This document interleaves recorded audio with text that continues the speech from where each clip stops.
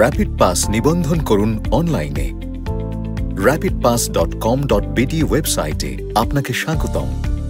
Rapid pass ওয়েবসাইটে rapid pass smart card সম্পর্কে বিভিন্ন তথ্যাদি, যেমন rapid pass card registration, card ব্যবহারের নিয়মাবলী, ticket office machine TOM, point of sale machine POS, কার্ডের সুবিধাসমূহ, তথ্য অধিকার আইন ও নীতিমালা সংক্রান্ত বিভিন্ন তথ্যাদি পাবেন।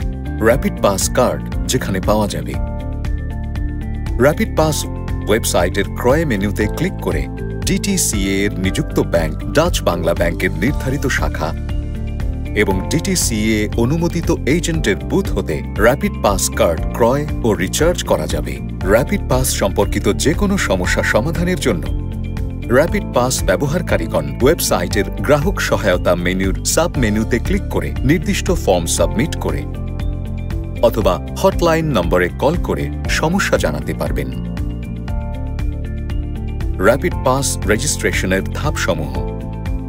র্যাপিড পাস সংগ্রহের পর ব্যবহারকারীগণকে rapidpass.com.bd ওয়েবসাইটে প্রবেশ করতে হবে।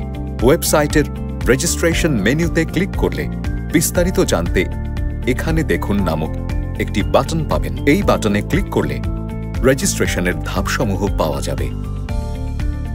রেজিস্ট্রেশন সম্পন্ন করতে ব্যবহারকারীগণকে ওয়েবসাইটের রেজিস্ট্রেশন মেনুতে ক্লিক করতে হবে। ক্লিক করলে একটি পপ আপ উইন্ডো আসবে। ব্যবহারকারীগণকে তাদের র্যাপিড পাস কার্ডের 16 ডিজিটের নাম্বার এবং নিজস্ব ইমেইল অ্যাড্রেস প্রদান করতে হবে। কার্ড নাম্বার ও ইমেইল অ্যাড্রেস প্রদান করা হলে সাবমিট বাটনে ক্লিক করতে হবে।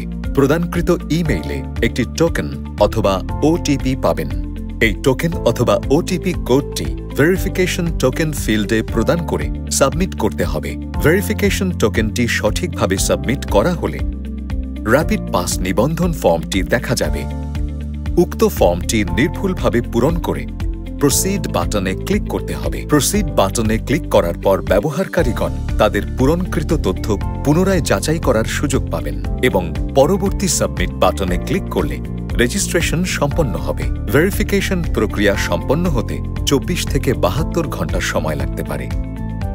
এ সময় অতিবাহিত হলে র্যাপিড পাস ওয়েবসাইটে আপনার র্যাপিড পাস কার্ড নম্বর অথবা মোবাইল নম্বর দিয়ে সার্চ করলে আপনার কার্ডের তথ্য দেখতে পারবেন। ফর্ম সাবমিটের পরে আপনার ইমেইল অ্যাড্রেসে একটি রেজিস্ট্রেশন ফর্ম পাঠানো হবে।